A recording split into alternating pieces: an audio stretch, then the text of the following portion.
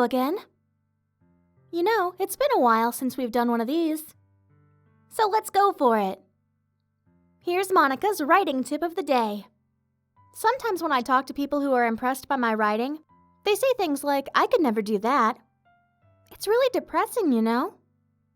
As someone who loves more than anything else to share the joy of exploring your passions, it pains me when people think that being good just comes naturally. That's how it is with everything, not just writing.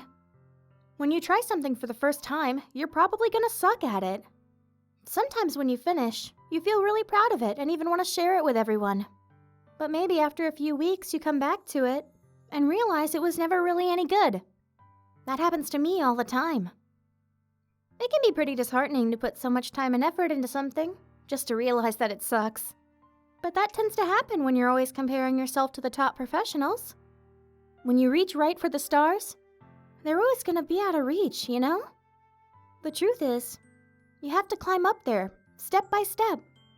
And whenever you reach a milestone, first you look back and see how far you've gotten. And then you look ahead and realize how much more there is to go. So, sometimes it can help to set the bar a little lower. Try to find something you think is pretty good, but not world class. And you can make that your personal goal. It's also really important to understand the scope of what you're trying to do. If you jump right into a huge project and you're still an amateur, you'll never get it done. So if we're talking about writing, a novel might be too much at first. That goes for small projects in general. You can really only focus on one or two things. It's such a good learning experience and stepping stone. Oh, one more thing. Writing isn't something where you can just reach into your heart and something beautiful comes out. Just like drawing and painting, it's a skill in itself to learn how to express what you have inside. That means there are methods and guides and basics to it. Reading up on all that stuff can be super eye-opening. That sort of planning and organization will really help you prevent from getting overwhelmed and giving up. And before you know it, you'll start sucking less and less. Nothing comes naturally. Our society, our art, everything. It's built on thousands of years of human innovation. So as long as you start on that foundation and take it step by step, you too can do amazing things. That's my advice for today. Hey, I wonder if Yuri's tea set is still somewhere in here. Or maybe that got deleted too. It's kind of funny how Yuri took her tea so seriously. I mean, I'm not complaining, because I liked it too. But I always wonder with her, is it truly passion for her hobbies? Or is she just concerned with appearing sophisticated to everyone else? This is the problem with high schoolers.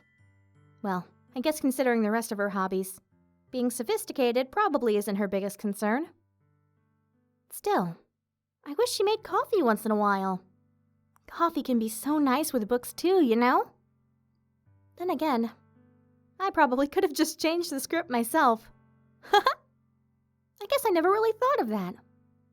Well, there's no sense in thinking about it now. But if you still get to drink coffee, then that makes me a little jealous. This is pretty random, but I always thought spicy food was kind of funny. Like, didn't plants evolve to be spicy to prevent them from being eaten? I read somewhere that humans are the only species that actually enjoy spicy things. It's almost like we're making fun of the plants, using their defense mechanism to literally make our food more enjoyable. Like, imagine a monster that devours you whole because it enjoys the sensation of you struggling for your life while being digested. Sorry, that was kind of a weird analogy, I guess. It just came into my head. I'm not a monster or anything, but you're so cute I could eat you up. I'm joking. Gosh, I'm amusing myself a little too much, aren't I? Sorry for being weird. You're such a good listener. I really love that about you. Sometimes I'm afraid that I'm rambling or talking about boring things. It makes me kind of self-conscious when I'm having conversation. But I don't feel that way with you. Like, I don't think anyone else could make me feel this way. You really are special. I don't want anyone to tell you otherwise.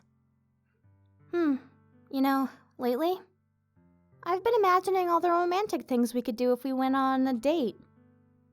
We could get lunch, go to a cafe, go shopping together. I love shopping for skirts and bows. Or maybe a bookstore. That would be appropriate, right? but I'd really love to go to a chocolate store. They have so many free samples. And of course, we could see a movie or something. Gosh, it all sounds like a dream come true. When you're here, everything is just so fun. I'm so happy that I'm your girlfriend. Oh, I've been meaning to ask.